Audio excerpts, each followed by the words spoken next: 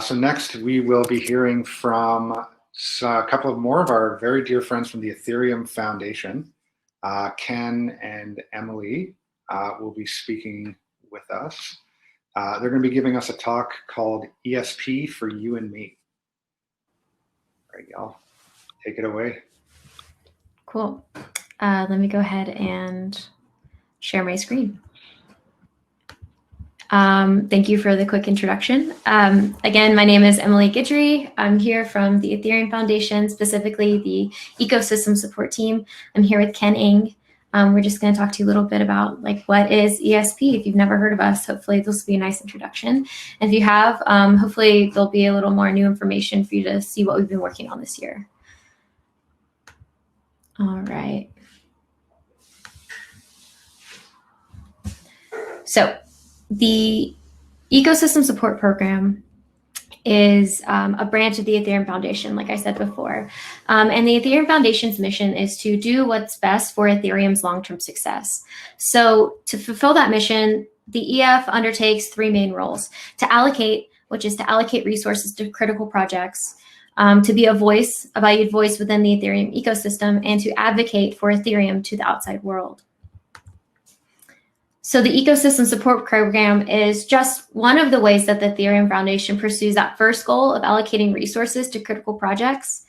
To be more specific, we connect individuals and teams at any stage of development with a broad range of support, whether that means grants, technical feedback, introductions, free access to tools and platforms, or even just a friendly conversation and a nudge in the right direction.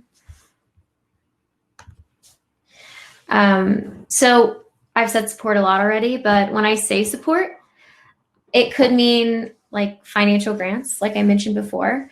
Again, project, idea validation, community feedback, project coordination, introductions, applicable credits, alternative funding sources. We can point you to DAOs or community funds that we think would be a better fit or would also be willing to contribute to your project.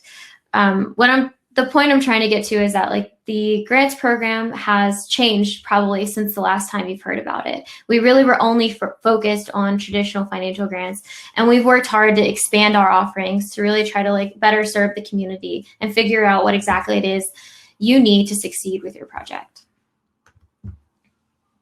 So this brings me to my next slide. Who is eligible for support? That's a question we get all the time. Can I apply? Who is eligible? Is my project appropriate? So the answer is anyone who's involved with Ethereum could receive a grant from the Ethereum Foundation, but we do have minimum requirements for projects that receive traditional monetary grants and the more in-depth forms of alternative types of support. So the minimum requirements for traditional monetary grants, so if we're giving you money, it needs to be open source. Your project needs to benefit Ethereum in some way, and it needs to focus on either universal tools, infrastructure, research, or common resources. So there are some no's that we run into sometimes. We don't really like to say no. We really like to try to figure out any way that we can help people in the community. But things that really we balk at is we're not going to help pump or help sell your token. We're not going to invest in your new quant fund. We're not going to fund your totally unrelated to Ethereum business. So I think you kind of get the picture when I talk about the no's. But I want to point out the nuance here.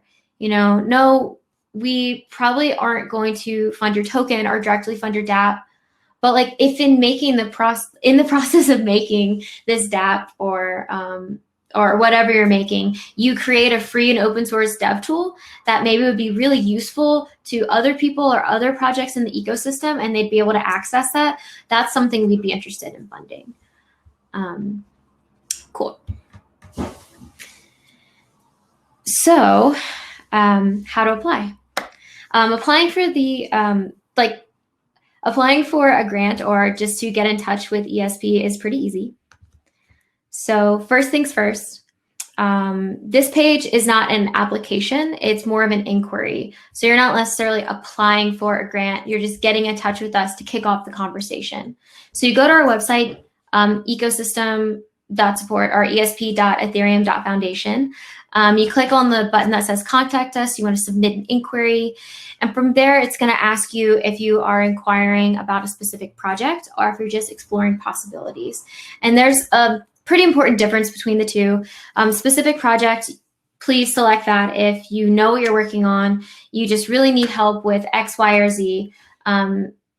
Or, you know, when you click that button, when you are exploring a specific project, really try to frame it as like, what can ESP do for you? If you're asking for something specific, please just lay it out. Let us know what you need. Let us know what you want, what you think will be useful. But, you know, if you don't know the answer to what you need, that's fine. We can explore that with you.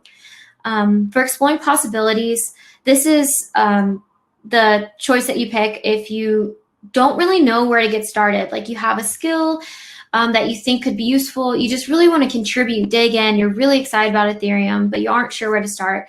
Exploring possibilities is where to go. And we'll get in touch and kind of like talk with you a little bit.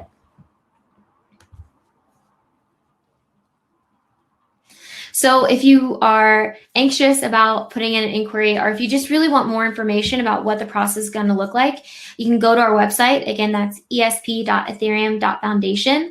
You can click on our page. It's called the ESP Guide. And we've really broken down a little more specifics about the program, like how ESP works, our mission, our goals. Or you can figure out, look into more about the process. So like more information on the details of like where your grant is going to travel through, the different checks and balances, different ways we like vet applicants, and different ways we figure out types of support. So hopefully you find that useful. We put that together this year. So just a really simple explanation of what's going to happen when you submit an inquiry. So you've been to our website, you submit the form. The next step, we do intake and initial review. You're going to get an email from us confirming that we did indeed receive your application. If for some reason you don't receive that email, please contact us. That means something has gone wrong. But generally, you will receive that email. We'll get in touch, and we'll just really kick off the conversation, trying to feel out like what it is you need. What does success look like for your project? What are your goals, desired outcomes? You know, what's the intended impact that you have? And then from there, we move on to identifying support opportunities. You know, we work together to find the best ways to help you succeed. Usually that does involve like getting on a call with the ESP team, like one-on-one, to try to just give a little more of a personal touch and really understand what's going on. So from that point, paths really diverge depending on the type of support you receive. If you receive, you know, if you're going to receive application credits, then we'll pass those on to you. If you are potentially eligible for a traditional grant, then you will likely be submitting a more in-depth proposal. There's a couple different paths you can take. And again, we illustrate that a little more clearly on our website at the ESP Guide. So I'm going to go ahead and hand it off to Ken for our next section. Ken? Thanks, Emily. Now that the harder stuff is done, I can talk about the fun stuff. Some of the stuff that we've been working on, and I guess over the past 2-ish years now, you know, we always want to improve and iterate based on what people have told us, you know, reviews on how the grants program is going, how so the level of support we're providing, is it helpful, is it not helpful, and really trying to adapt what the ecosystem's needs are based on what we can offer, and if we don't offer it, how can we continue to offer it. So to the nitty-gritty of what people like to see, the flashy stuff is the numbers. In 2020, we've supported 123 projects. Sorry, the hesitation. It's 1, 2, 3. And it's a mix between traditional grants, so financial support, and alternative support, so anything in between. In 2020, it's about a 60-40 split of financial support to traditional grants and 40% of non-financial support or alternative support, which I think is a huge improvement over kind of what we've done in the past, where instead of just flat out saying no with ESP and kind of with our more holistic approach now, we're able to really kind of break down what exactly it is that each team is trying to accomplish and how we can, accomplish it together, or if that's not it, what it is that we can achieve. Some of the things that we've really kind of built upon and tried to improve based on the feedback is, working on internal coordination, right? I think across even the EF, communication is there, but coordination is always still the hardest problem. So we've kind of increased the amount of communication we have with internal teams within the EF, just so we can understand their needs better, whether that is their roadmap or coordinating with other teams and other teams within the ecosystem, not just local to EF. It's understanding how we can actually help here and how we can assist them. We're conducting internal interviews to know how we're actually affecting them, right? We don't want to work in a vacuum, and we try not to work in a vacuum. So how does this actually impact their work, and how does their work impact us, and how do we adjust our funding priorities based on their roadmaps? Additionally, we have the pin board up on the ESP website, which is a good kind of like a bulletin board of things you can work on. So getting input from other teams within EF to tell us what we can put on the bulletin board. Imagine in high school and university when you have the giant boards in the hallway outside of class and people put up flyers like, I need help with this, my piano teacher, or eat 2 bounties. Same thing, pretty much. There's also the grantee experience. One of the things that we always try to stress is, how do we actually talk to applicants and grantees? How do we make sure that we can help make everything better when things are not great, right? The best thing that we can do is provide good customer service, even if the results aren't exactly what everyone expects. So we've implemented end of grant surveys to understand how the process went. Operationally, are there any hiccups? How do we improve upon that? We have regular and automated check-in cadence. That way, even if we don't follow up, it makes sure that everyone else can follow up with us. That way, if there are any problems that come about, we can nip it in the bud as soon as possible. We have internal SLAs to keep each other in check. We keep each other accountable to make sure that if one person doesn't respond to an email, someone else can. We don't drop the ball on anything, or at least we try not to. We also have community engagement. This is the thing that's, I think, closest to my heart. It's making sure that we have inclusiveness and diversity, and making sure that we're not just funding core protocol. It's everything else in between that advances the Ethereum ecosystem. We have a local grants program that's funded projects in Korea and Taiwan, in Honduras most recently, and that'll keep growing. We've increased presence at hackathons and events like this one, and we have more frequent blog posts. We're re-bringing that back, and we're trying to be as open and as transparent with as much as we can. So we're making sure that if we don't keep each other in check, we let the community keep us in check. Want to dive into also examples of past support, because your success is our success. Everything that we do is for the ecosystem and the community. So in talking about non-financial support, success itself is very subjective, right? We know that some problems are more accomplishable than others, and we know that everyone has different needs. It's unfair for us to kind of say, if you can get this far, this is what we need to accomplish. It's not really fair if we don't get there, right? It's not to say that if you can't accomplish a goal, you're a complete failure and never talk to us again, right? Ethereum is hard. Eat 2 lunch, or we have Serenity. So, we understand there are hard problems, and a lot of these are going to be hard problems. It doesn't mean that you're a success. Success is a bar that we have to continue to change, and make sure that, whatever needs you have and obstacles you're facing, we can help address them. So part of our goal here for ESP is not just helping to achieve these goals, but actually understanding, helping to articulate what are the challenges that you are facing, so we can best leverage our resources, everything that we have at our disposal, to make sure that we can address it together. One really good example is post-hackathon support. So obviously due to COVID, we've had a lot of virtual events, a lot of virtual hackathons. And we speak at most of these, and they come to us afterwards, which we love. And the biggest question we get is, what do we do now? It's a good question. You build something after a month or a weekend, and you're so passionate about this, and we want to harness that enthusiasm. We want to make sure that whatever it is that you've built, we can continue pushing forward on. So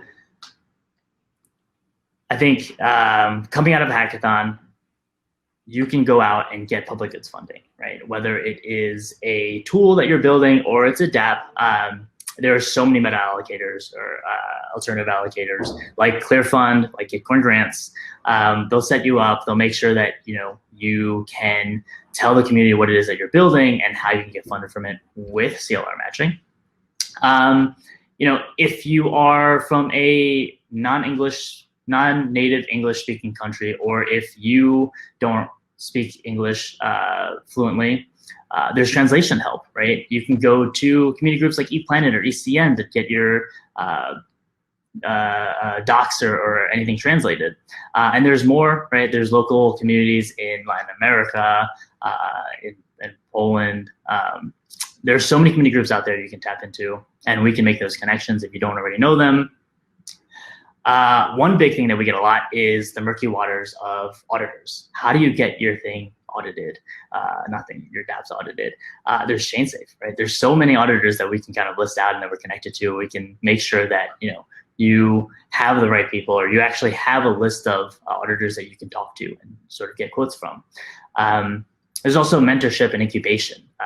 Projects like Meta Cartel are always open to receiving more projects to work with. There's also alternative funding opportunities. Maybe the EF is a good funding opportunity. Maybe we're a good funding source, but sometimes we're not.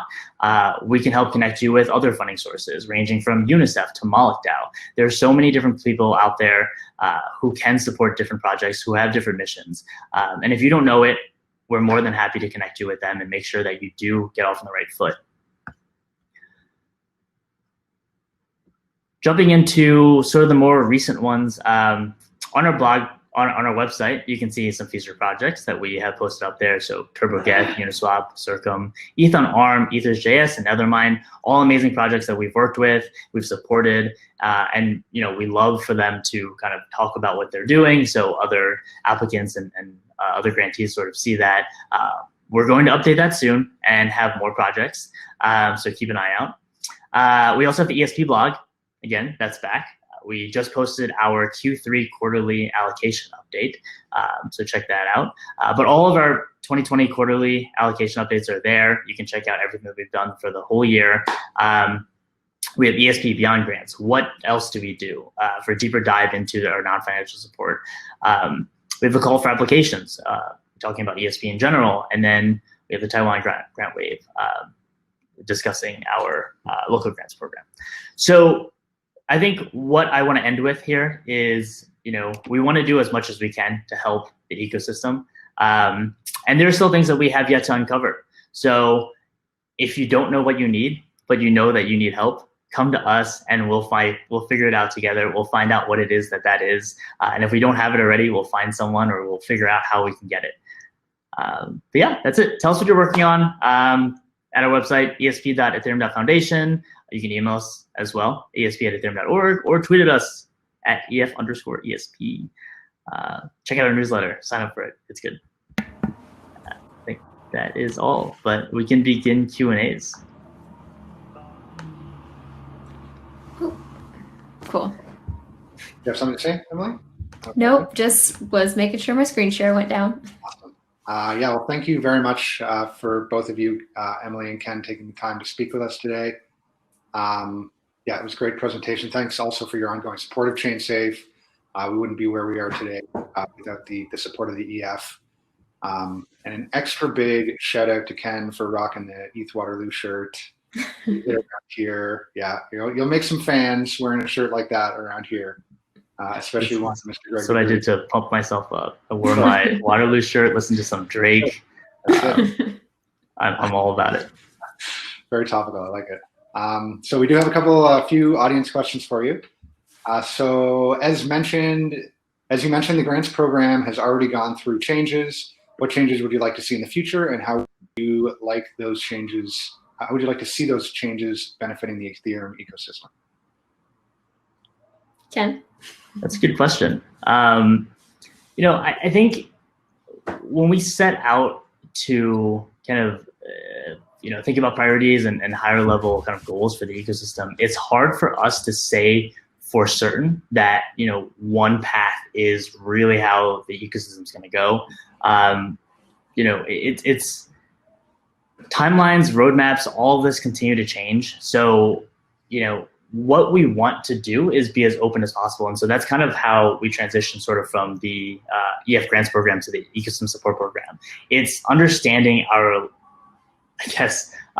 lack of full overview in the ecosystem that lets us sort of be more open into accepting all different projects, right? As Emily said, we don't just have, specific projects. We also have exploring possibilities because we just don't know exactly what it is that the rest of the ecosystem needs. It allows us to kind of understand the trends of where people are going. I think we try to be on Twitter and try to be on Reddit, but at the end of the day, we're just a team. So the inbound applications allow us to really look at what people are thinking about, what's really important for the ecosystem, and sort of we always shift our focus from there.